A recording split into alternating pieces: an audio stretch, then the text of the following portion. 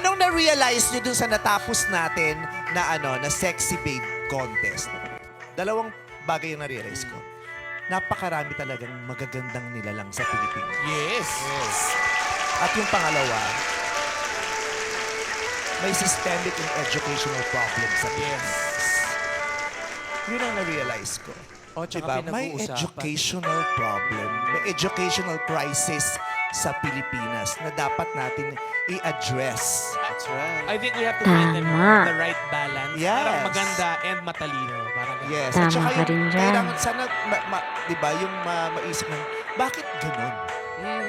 Diba, saan kaya nagsisimula yung educational crisis sa Pilipinas? Sino ang mga naapektuhan ito? Ano kaya ang dapat natin gawin? Paano kaya natin to dapat Oh, ay siguro yung pinakamalaking temperature check, 'di ba? Kasi madali naman mag-survey o magtanong-tanong sa mga tao, pero yung malaman mo yung totoong temperatura ng mga kabataan ngayon na hindi pala alam ng karamihan yung COMELEC.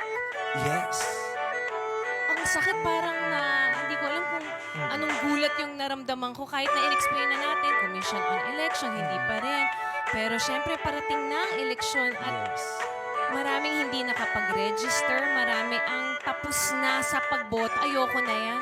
At napakalaking bahagdan o napakalaking percent ng youth sa sa boboto sa eleksyon, 'di ba? Kaya doon kaya sa malaking puknat, sa malaking bahagi ng kabataan na boboto, ilan kaya doon yung bobotong hindi informed?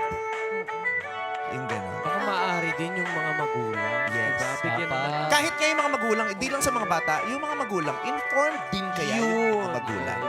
Diba? Yung bata lang kaya ang hindi informed o yung mga magulang? O yung buong klase? O yung buong eskwelahan? Yung buong barangay? Yung buong distrito? O baka buong Pilipinas na ito? Diba? Gano'n nakalaki ang crisis na ito for now?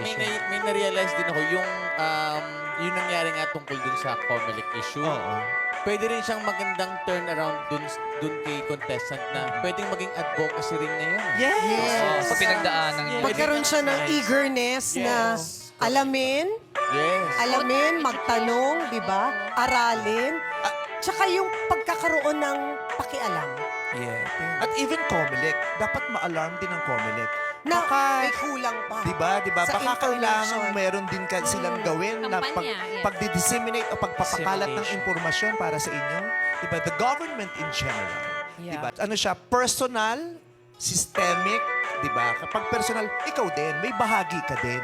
Dapat may gawin Kasi rin. bahagi ka nung sistema eh. So, sino-sino ang bahagi ng sistemang ito? So, lahat tayo bahagi ng krisis na ito. Babae. Mabahalaga din sa lahat. Pero yung kahalagahan kasi ng pagboto sa babae, kasi nga, ipinagkait sa inyo ng mahabang panahon yan. Yes. You were discriminated to vote. Yeah. At ngayong natanggal ang diskriminasyon sa mga babae na makakaboto, bakit ayaw mong bumoto? Dapat may Bumoto ka pakita, kasi nga kaya pinaglaban bumoto yung ka. karapatan mo na yan. Proud ako i-share na ang role ko as First Lady Aurora Quezon, siya ang talagang nangampanya para sa right to suffrage Yes. ng kababaihan at bilang See, ang nangampanya First- para sa right to suffrage ng mga kababaihan ay si First Lady Aurora Quezon.